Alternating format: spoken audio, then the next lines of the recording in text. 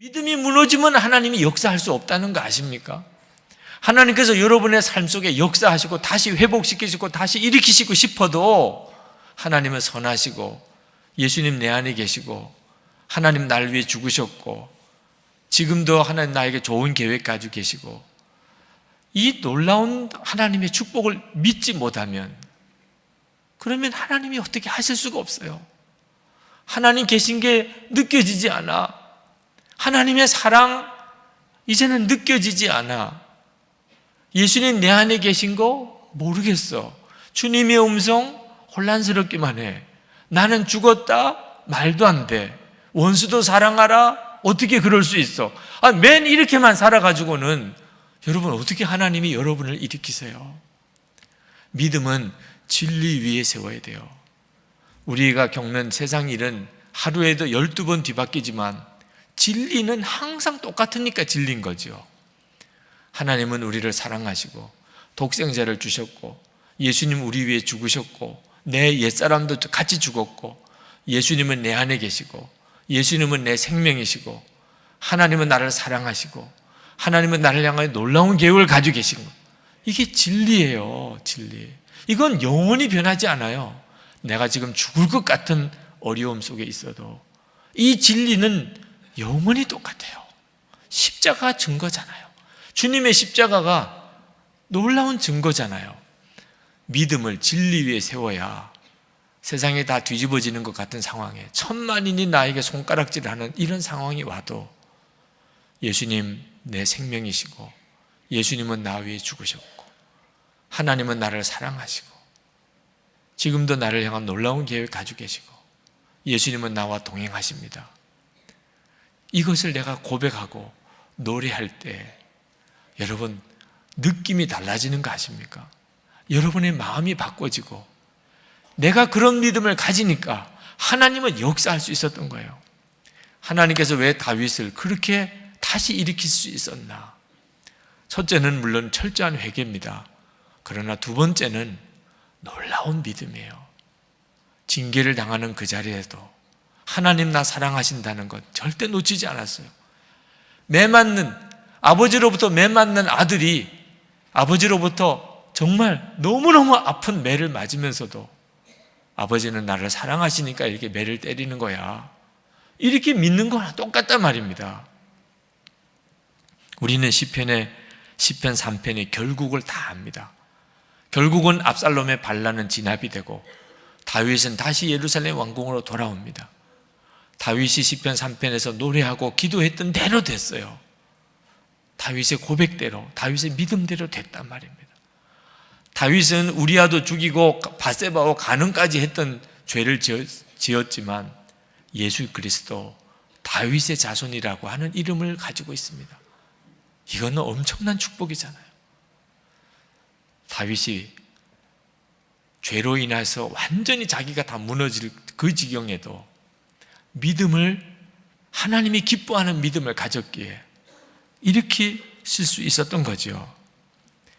많은 성도들이 하나님을 믿는다 하면서도 하나님이 자기를 향한 놀라운 계획은 안 믿어요.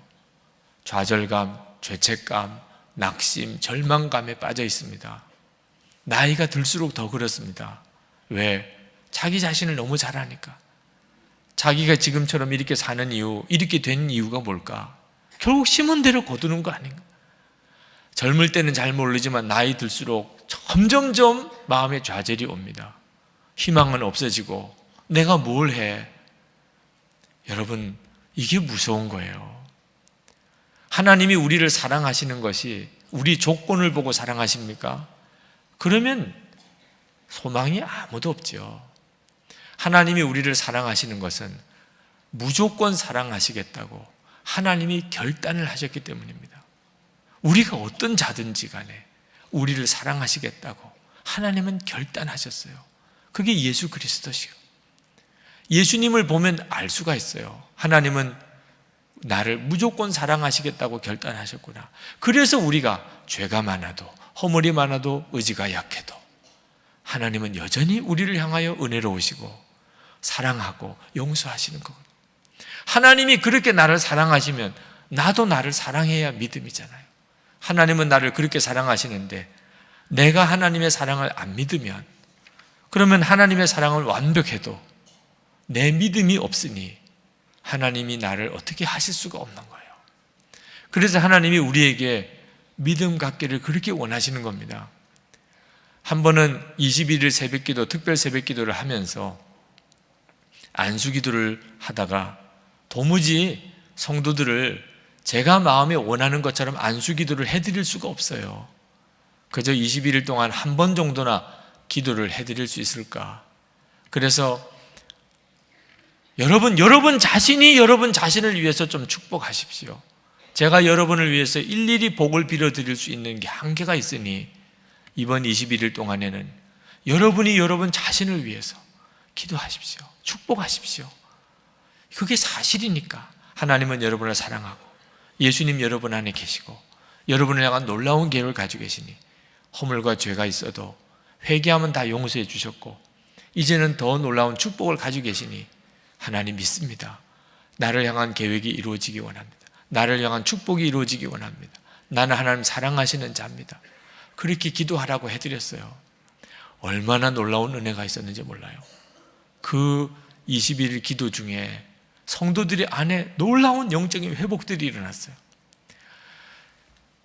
심리학자들의 이야기를 들어보니까 21일 정도면 사람의 마음이 바뀌는 그런 기간이 된다네요. 아주 불행하다고 생각하는 마음을 가지고 사는 사람, 나는 불행해, 나는 불행해, 이것도 믿음인 거 아십니까? 그런데 이 믿음이 나는 행복해, 나는 복이 있어, 이렇게 바뀌어지는 일이 한 번 설교 듣고 되는 일이 아니에요.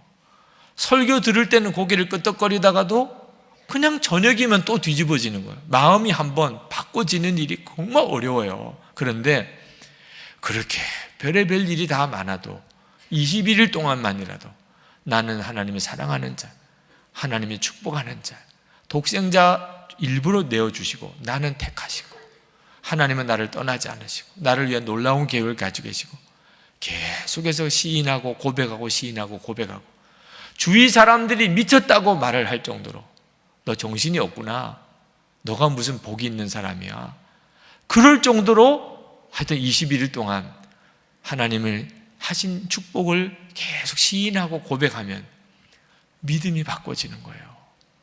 믿음이 바꿔지면 주님이 일하실 수 있어요.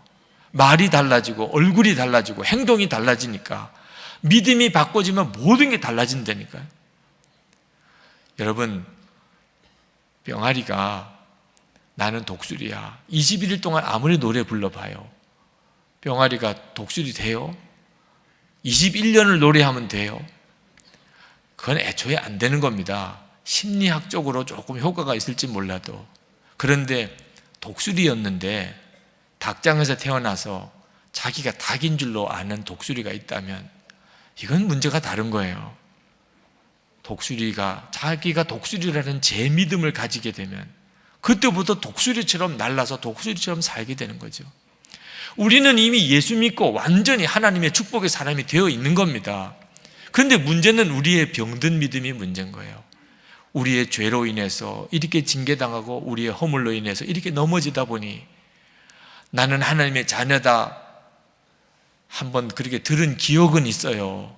그러나 실제로 내 마음의 믿음은 완전히 그냥 좌절절망 낙심이에요. 다윗이야말로 그럴 수밖에 없는 처지였어요. 그런데 다윗은 놀라운 사람이었습니다.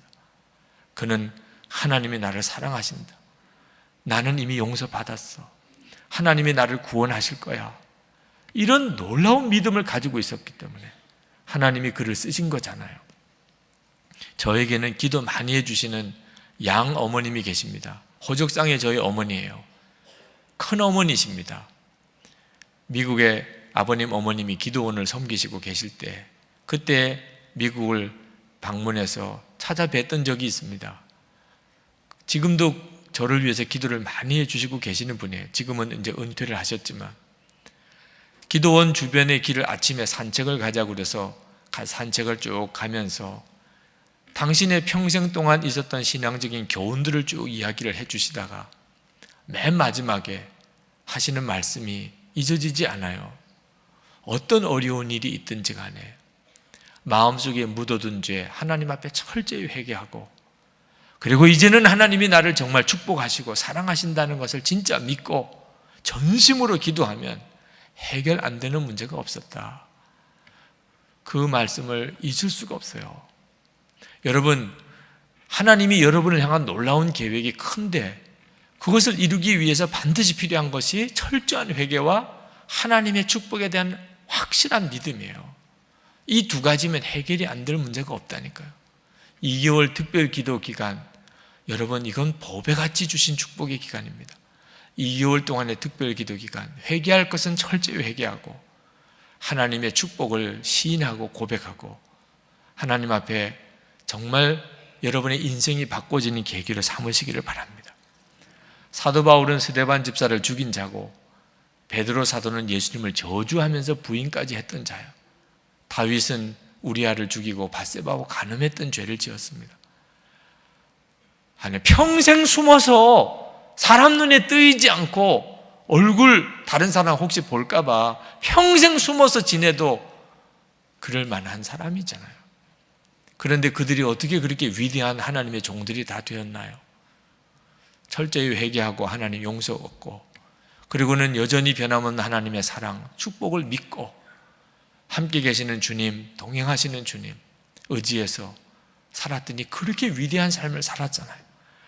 1000만 사람이 여러분을 손가락질해서 여러분은 끝났다, 아유 저 사람은 끝났네, 나이를 봐, 벌써 가진 걸 봐, 형편을 봐, 저 사람은 이제 끝났네, 1000만인이 여러분에게 손가락질해도 6절 말씀에 다윗이 1000만인이 나를 애워싸 진친다 하여도 나는 두려워하지 아니하리이다. 예수님의 십자가에 나 죽고 예수로 사는 이 엄청난 복음이 있잖아요. 일어나시기를 축복합니다. 오늘 여러분 기도하실 때 여러분 안에 하나님 나 사랑하시잖아, 나 축복하시잖아, 나는 지금 완전히 절망이라도 다윗처럼 절망이 되겠어요. 하나님을 믿으세요. 하나님의 사랑, 구원, 여러분을 향한 하나님의 축복을 정말 믿으세요. 이제 기도합시다. 여러분, 하나님께서 회개케 하시는 것은 분명히 고백하고, 그러나 변함없는 하나님의 사랑과 축복을 담대하게 고백하시기를 바랍니다. 제가 교회를 개척하던 한 20몇 년 전 그 즈음에는요, 이 사람들이 부흥이라는 단어를 숫자와 연결시키는 경우가 많았습니다. 지금은 그런 경우가 많지 않지만 예전에는 목사님들끼리 오랜만에 만나면 나누는 인사말이 이거였습니다. 교회는 좀 부흥했습니까? 그러면 네, 지금 100명이 늘어나는 부흥을 했습니다. 이런 표현들을 많이 썼습니다. 그리고 또 숫자가 좀 늘어나고 있는 교회는 네, 지금 부흥 중에 있습니다. 그런 표현을 썼습니다. 저에게도 그런 인사 질문이 참 많았습니다. 선배 목사님을 만나면 개척한 지 2년 됐다며, 요즘 교회가 좀 부흥하고 있나? 이 말은 지금 몇 명 모이느냐, 그 질문이거든요. 이런 질문을 하고 또 네, 지금은 개척 초기보다 50명이 늘어나는 부흥이 일어났습니다, 이런 표현하고는 적절한 표현은 아닙니다. 왜냐하니까 성경이 말하고 하나님이 말씀하시는 부흥은요, 그런 양적인 성장, 숫자가 늘어나는 걸 말하는 게 아니기 때문입니다. 제가 국어사전을 이 부흥을 찾아보니까요, 부흥을 이렇게 풀이하더라고요. 쇠퇴하였던 것이 다시 일어남. 쇠퇴했던 게 다시 일어나는 거하고 숫자가 늘어나는 거하고는 아무런 상관이 없는 거 아닙니까? 그리고 또 영어로는 이 부흥을 리바이벌이라 그러는데, 리바이벌은 글자 그대로 다시 살아나는 거거든요. 회복이 되는 거거든요. 활력을 찾는 거거든요. 이거 숫자가 늘어나는 거와는 아무 상관이 없는 겁니다. 그럼 뭐가 부흥이냐? 제가 오늘 이 새벽이기 때문에 막 부흥에 대한 7가지 의미, 10가지 의미, 이거 다 할 시간도 없고 그렇게 해서도 안 되고요. 오늘은 제가 이 본문에서 드러나고 있는 부흥의 한 단면에 대해서 이걸 좀 이제 같이 나누어 보려고 준비를 해 왔는데요. 오늘 본문에서 발견하는 부흥은 한마디로 말하면 하나님 앞에서의 각성입니다. 각성. 하나님 앞에서의 각성. 요나는 자기가 그냥 누가 물으면 우리처럼 난 하나님을 경외하는 사람입니다. 또 우리는 난 크리스찬이에요. 나 예수 믿는 사람입니다. 이렇게 표현을 하는 그 기존의 예수 믿는 요나가 어떻게 변화를 경험했습니까? 제가 그저께 요나서 1장 9절에 그 요나의 모순을 설명해 드리지 않았습니까? 사람들이 이제 막 풍랑을 만나니까 요나를 에워싸고 도대체 너의 정체가 뭐냐 그렇게 추궁을 하니까 요나가 하는 말이 요나서 1장 9절입니다. 그가 대답하되 나는 히브리 사람이요 바다와 육지를 지으신 하늘의 하나님 여호와를 경외하는 자로다. 나는 하나님을 두려워하는 자로라. 그래놓고는 바로 그 다음 10절에서 자기가 여호와의 얼굴을 피함인 줄을 그들에게 말하였으므로, 이 코미디 아닙니까? 자기는 하나님을 두려워하는 사람이라 그래놓고 나는 하나님이 나한테 뭘 명령하셨는데 난 그거 싫어가지고 나는 지금 피해가고 도망온 사람이라고, 이런 모순된 요나가요 오늘 본문에서 어떤 부흥을 경험하는가 하니까 오늘 본문 요나서 3장 3절을 보십시오. 요나가 여호와의 말씀대로 일어나서 니느웨로 가니라. 니느웨는 사흘 동안 걸을 만큼 하나님 앞에 큰 성읍이더라. 이게 부흥이에요. 목사인 저의 부흥은요, 여러분 예수 믿는 크리스찬이신 여러분들의 부흥은요, 그 옛날에 그 무늬만 크리스찬 이런 말을 썼잖아요. 모양새만 예수 믿는 사람이고 성경책만 들고 다녔지 말만 살아가지고 나는 하나님을 경외한다 그랬지 전혀 하나님과 무관한 삶을 살아가던 그 사람이 이제는 하나님을 진짜 두려워하는 거, 이게 부흥이에요.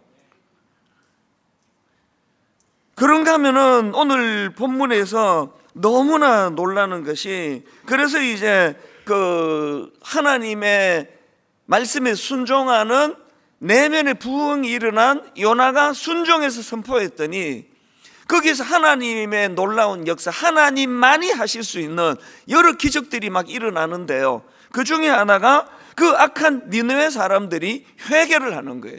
니느웨 사람들이 말로 다 할 수 없는 회개를 통해서 그들에게 부흥이 일어나. 부흥, 이게 부흥이거든요.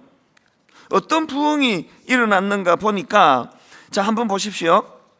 요나서 3장 5절입니다. 요나서 3장 그 4절에서 부흥이 일어난 요나가 그들에게 말씀을 선포하니까 요나서 3장 5절입니다. 니느웨 사람들이 하나님을 믿고 금식을 선포하고 높고 낮은 자를 막론하고 굵은 베옷을 입은지라. 회개가 일어나는 거예요. 그리고 이 본문 맨 마지막 결론인 요나서 3장 10절에도 보니까 하나님이 그들이 행한 것 곧 그 악한 길에서 돌이켜 떠난 것을 보시고 하나님이 뜻을 돌이키사 그들에게 내리리라고 말씀하신 재앙을 내리지 아니하시니라. 이게 부흥이에요. 그래서 제가 오늘 그 설교 제목을 회개가 일어나야 되는데요, 그 회개가 어떤 회개냐, 하나님이 뜻을 돌이키시는, 하나님이 뜻을 돌이키실 수밖에 없는 그런 차원에서의 회개가 필요하다. 그거는 하나님의 마음을 움직이는 회개, 하나님의 마음을 움직이는 그 회개, 이게 일어나는 게 이게 부흥이라는 겁니다. 그래서 제가 이제 좀 더 구체적으로 이제 이 내용들을 좀 살펴보려고 하는데요, 요나서 3장 3절에서 요나가 이제 말씀대로 일어나서 이제 그 말씀을 선포하지 않습니까? 그랬더니 4절입니다. 요나가 그 성읍에 들어가서 하루 동안 다니며 외쳐 이르되 40일이 지나면 니느웨가 무너지리라 하였더니, 그랬더니 그 다음 5절입니다. 니느웨 사람들이 하나님을 믿고예요. 하나님을 믿고. 여러분 이게 부흥이에요. 하나님을 믿는 게 부흥이에요. 교회를 나는 오래 다녔습니다. 그래서 누가 물으면 난 모태신앙입니다. 우리 아버지가 목사입니다. 저는 5대째 예수를 믿습니다. 이게 부흥이 아니고요. 뭐가 부흥입니까? 하나님을 믿는 게 부흥이에요. 니느웨에 부흥이 일어났습니다. 어떤 부흥이요? 그 다음에 나타나는 양상들은 그건 부흥의 결과고요. 막 베옷을 입고 회개가 터지고 있는 결과고요. 하나님을 믿는 게 부흥이에요. 하나님을 믿는 거. 제가 오늘 새벽에 마지막으로 이 설교를 다듬다가 떠올려진 그 에피소드가 하나 있는데, 여러 번 여러분께 말씀드린 에피소드예요.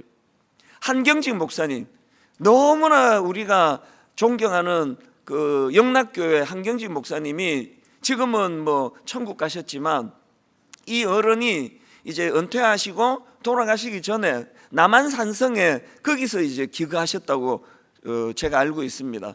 그래서 남한산성에 이 한 목사님이 계시니까 그 당시 젊은 목사님 몇 분이서 한경직 목사님께 인사를 갔답니다. 그리고는 목사님께 인사를 드리고 어떤 분이 이렇게 목사님한테 부탁을 드렸대요.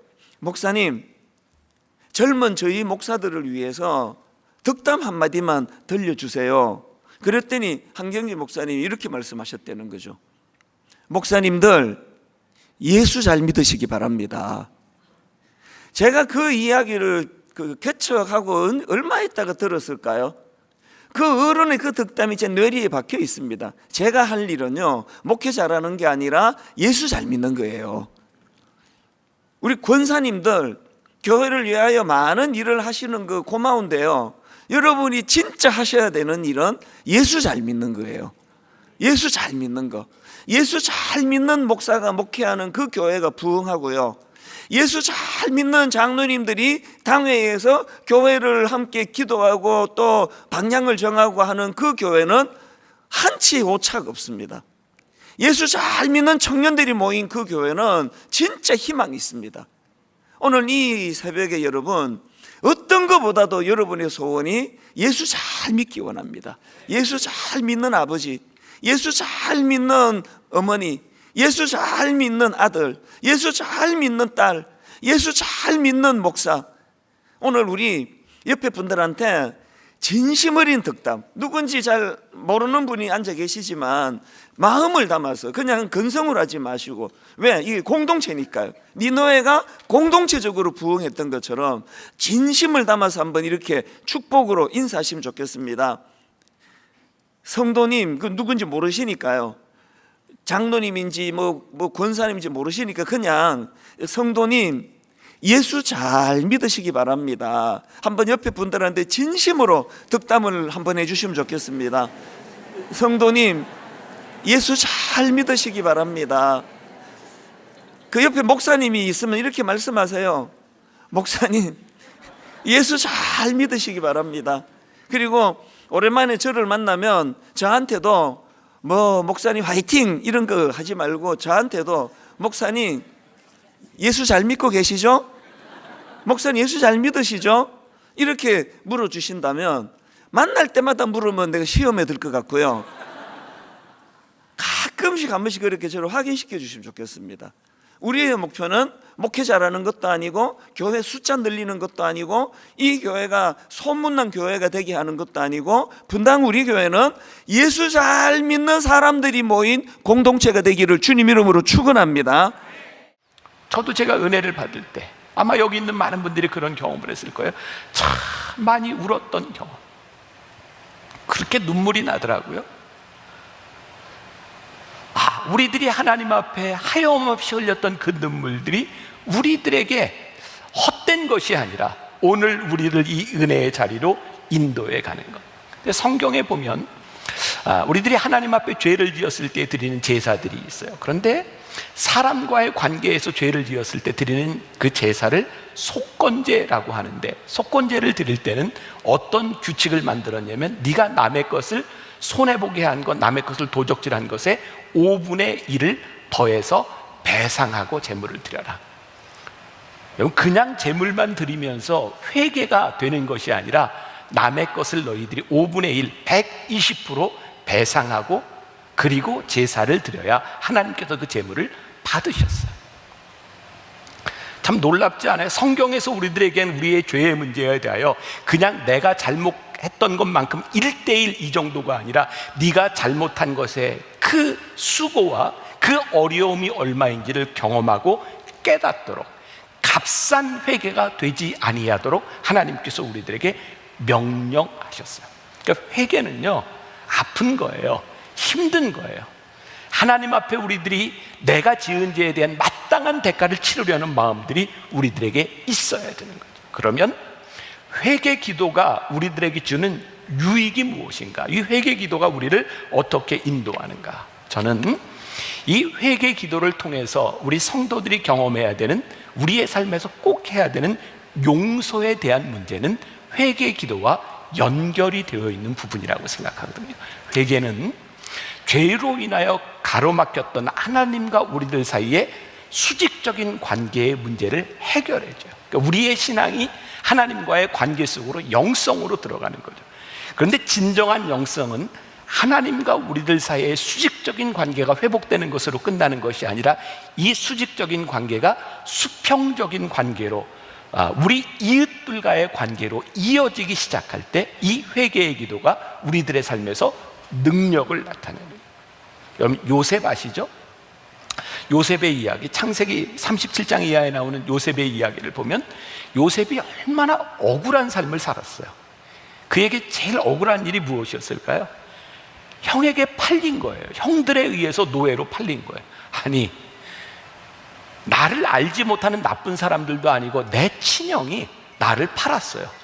얼마나 큰 배신감을 느꼈을까요? 그리고 팔려가서 그의 인생이 다 잘된 게 아니고 노예로 살면서 또 하나님의 뜻대로 살아가려다가 감옥에 갇히고 그는 수없이 많은 어려움들을 그가 경험하게 되죠.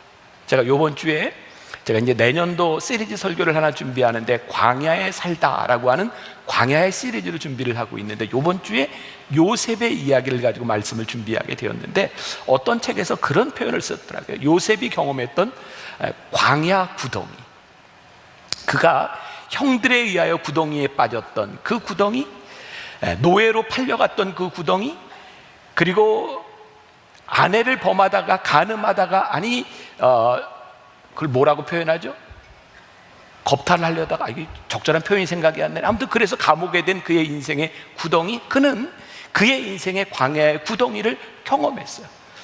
얼마나 억울한 일들이었을까요? 그런데 요셉은 그의 인생의 마지막에, 아니 그의 인생의 총리가 되었을 때 그의 형들이 그에게 왔을 때 뭐라고 고백하냐면 창세기 50장 20절에서 이렇게 고백하고 있죠.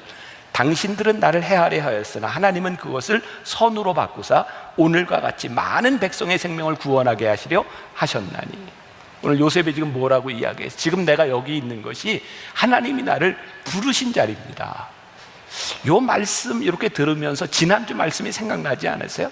사도행전 16장에 사도 바울과 실라가 빌립보의 감옥에 갇혀서 기도하고 찬양했다. 감옥에 갇혀서 그가 기도하고 찬양할 수 있었던 이유가 지금 그가 감옥에 있는 것이 내가 억울함 때문에 어쩔 수 없이 여기에 있는 것이 아니라 하나님이 나로 하여금 아시아에서 유럽으로 복음을 전하도록 유럽의 첫 관문인 빌립보로 나를 인도하셨는데 지금 내가 감옥에 있는 것이 재수 없이 내 인생에 일어난 일이 아니라 하나님이 나를 여기에 있게 하셨다라고 믿으니 그가 감옥에서 찬양하고 하나님께 감사했다. 요셉의 인생에서 구덩이에 들어가서 팔리고 노예가 되고 그 어려움을 경험했던 그의 인생의 광야 가운데서 요셉이 뭐를 고백해요? 하나님과의 관계 속에서 하나님께서 이 모든 것을 다 바꾸셔서 선으로 만드셔서 내가 여기 있는 것이 하나님께서 나를 부르신 자리인 줄 믿습니다. 하나님과의 관계 속에서 자기를 보니까 형들을 바라보며 어떤 마음이 생겨요? 용서하는 마음이 생겨요. 여러분 걱정은 마십시오. 형님들이 나에게 했던 그 악행들은 나를 악하게 만든 것이 아니라 하나님이 나를 여기까지 인도하시는 선한 것으로 만드셨으니 형들 때문에 고통당한 것으로 내가 억울하게 생각하는 것이 아니라 하나님의 은혜를 경험하고 있습니다. 이렇게 경험하고 나니 형들을 용서하게 되는 거죠.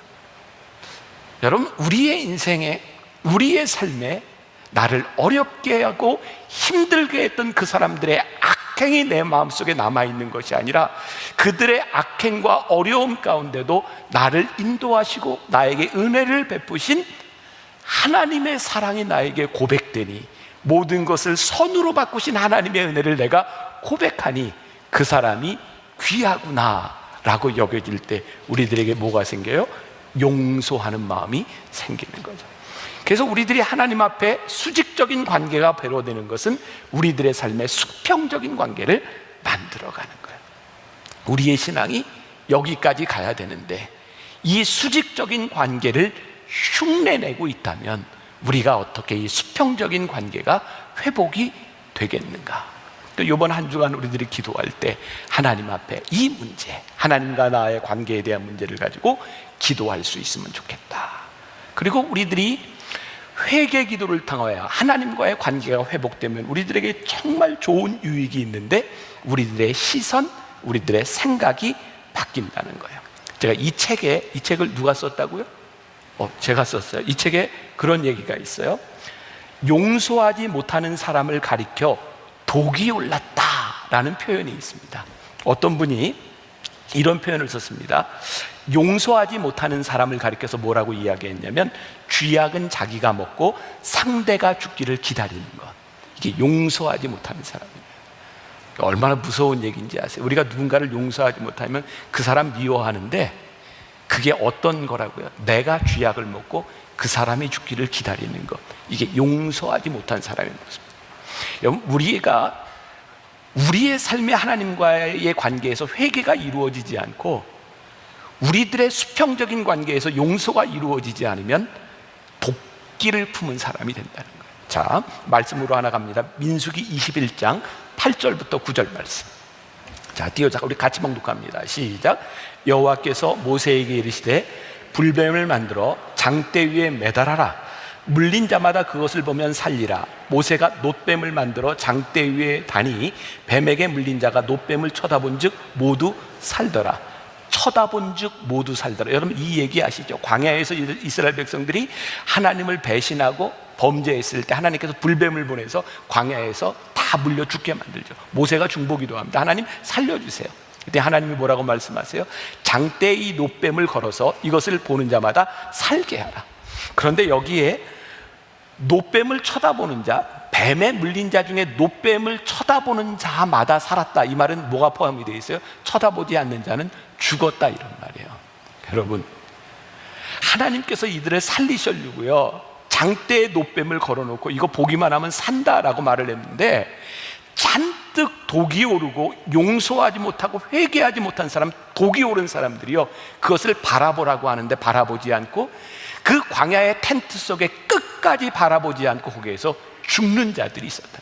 여러분, 우리의 문제가 해결되지 않으면, 하나님과 우리들 사이의 수평적인 관계가 회복되지 않으면 우리가 독이 올라 누군가를 원망하고 여기 민수기에 나오는 사람들처럼 놋뱀을 쳐다보지 못하고 죽어가는 사람들, 그게 독이 오른 우리들의 모습일 수 있다는 거예요.